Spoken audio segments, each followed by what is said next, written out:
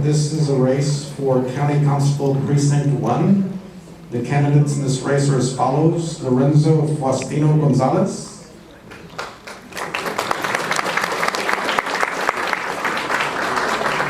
and David Peterson.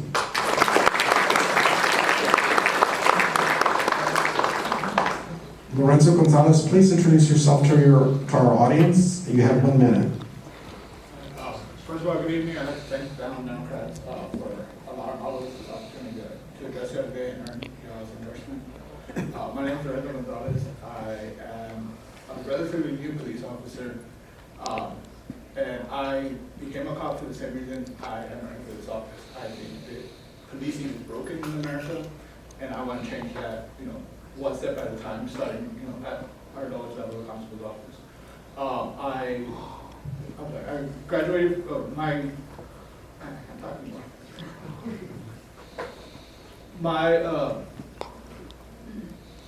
calling to help my community started at a young age. I actually attended a magnet school, the Lorenzo ISD School for Leadership and Public Service, and that's why I first got involved in Democratic elections, both for the Democratic candidates and Democratic causes. And I only have 10 seconds, so I'm long-winded. Please go to my website, LorenzoFernandez.com.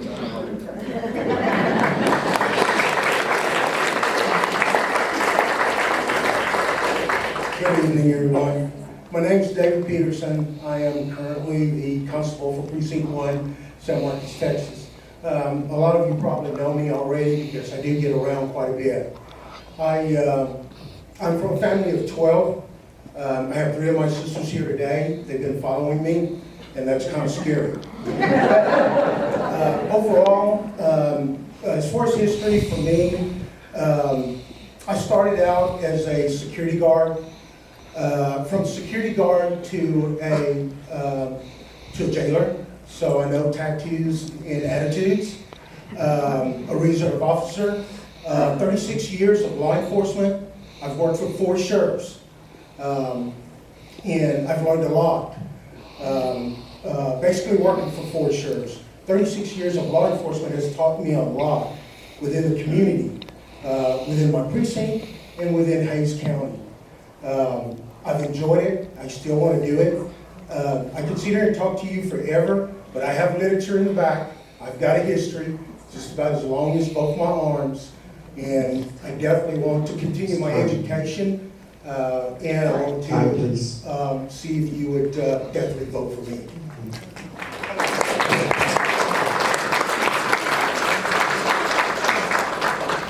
This question will go to Constable Peterson. Given the diverse nature of communities within Hays County, what strategies do you propose to build strong partnerships between law enforcement and the residents to ensure effective and fair policing? I do believe that education, training is very, very important to law enforcement and to the community.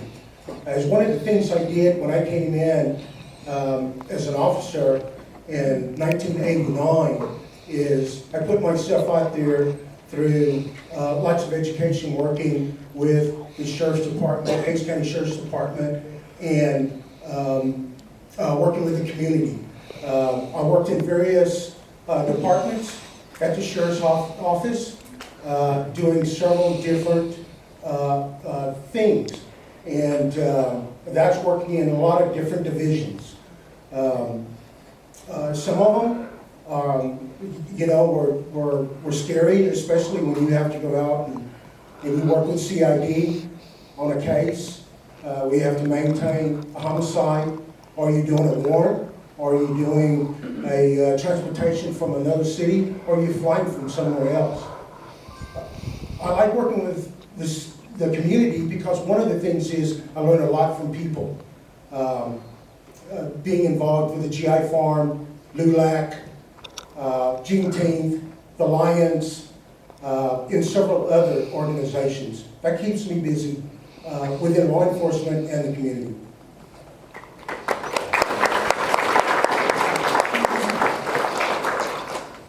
I'm going to repeat the question for Mr. Lorenzo Gonzalez. Given the diverse nature of communities within Hays County, What strategies do you propose to build strong partnerships between law enforcement and the residents to ensure effective and fair policing? So one of the pillars of my platform is building the office to be more of a community resource and less of just a police department, essentially. But specifically, I want to focus on education. I agree with Constable Peterson that education is kind of the key to everything and the equalizer. So I want to focus on educating our deputies specifically about, dealing with diversity and inclusion, the different populations, and also focus on mental health and crisis intervention training. A lot of the things that our deputies deal with, serving lawsuits, serving evictions, the people that they're serving are probably having one of the worst days of their lives. So it's not out of the question for them to be in a mental health crisis or think, the worst. So I think our officers need to be prepared for that. But even to a greater extent, one of the things I want to do is implement an actual training facility, turn our office into a TICO training facility. There's two proven examples, one in Harris County, one in Bexar County, where the constables themselves have actually turned their office into a training facility to provide free and low-cost training for not only their officers, but for officers of the surrounding communities. So in our case, for San Marcos PD, for all the other constables, for the sheriff's office, or for any of the local PDs that are in the Hays County area. Because again, I want to help fix policing, and there's no use in we having the best trained deputies when there's four other constables in the county. There's the sheriff's department, there's multiple municipalities, the school district police departments. I want all of law enforcement in our area to be equally trained and have the best training.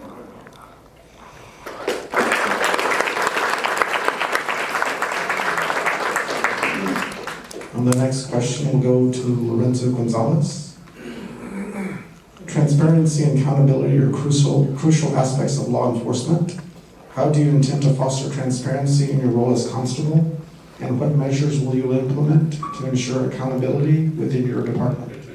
So one of the first things I would do is implement different, a board or a board of advisors or some sort of community board to overlook what's happening in our office.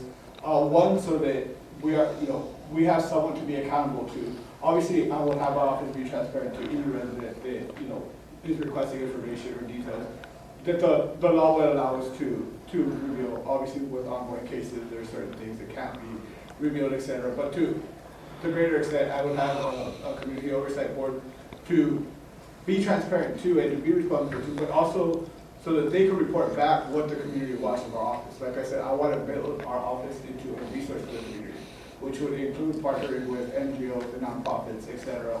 So that when we are making that contact with people, we're also being able to give them resources or connect them with resources that might help them in the situation they're in. So one of the examples I like to give is, unfortunately, one of the jobs of the constable is to serve evictions, right?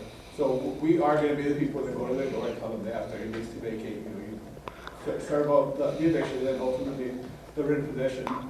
But there's nothing in statute that says when we serve them that eviction notice for that trial, that we can't also give them resources for legal aid, or if they ultimately do need to be evicted because, for example, they're not paying rent, connecting them to rent assistance programs, whether it's government or NGO programs. So I just want to go above and beyond what the statutory requirements of the job are and actually be a resource for the community.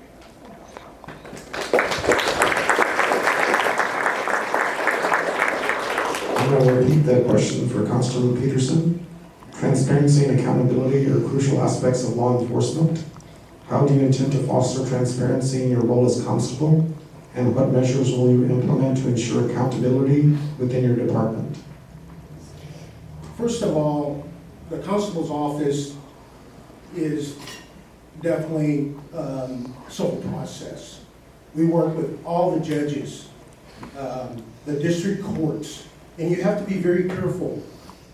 When you do knock on a door, these officers are very well trained. They go through a commissioner's court, they go through a background, and they would not be hired. We would have a lot of lawsuits coming to us if these constables did not have the education with leadership to knock on a door and explain to anyone, whether it's a civil paper, whether it's an eviction or writ of attachment, you have to be very careful with that. So the officer is trained prior to knocking on the door and talking to a citizen, whether it's an elderly person or whether it's a young person. We don't know what's behind that door, but that officer's safety and that citizen's safety is in the hands of each other. So education means a lot when you have an officer that leaves his house and steps out into his vehicle. He is very well known of his appearance. So education is the number one thing. Leaving literature with them, explaining to them, an elderly that doesn't know, yes, they go beyond the point because that's why they were hired. So overall, it's very important for that officer to be courtesy. And anybody, no matter who, if they're handicapped or whether they're a part of an event that they're going to a school and they're going to teach some presentation on drugs or alcohol, it's very important. Thank you.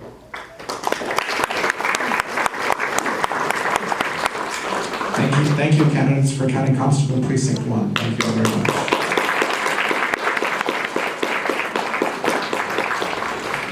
Next, we're going to have candidates for the next race, State Representative District 45. Please come to the dais.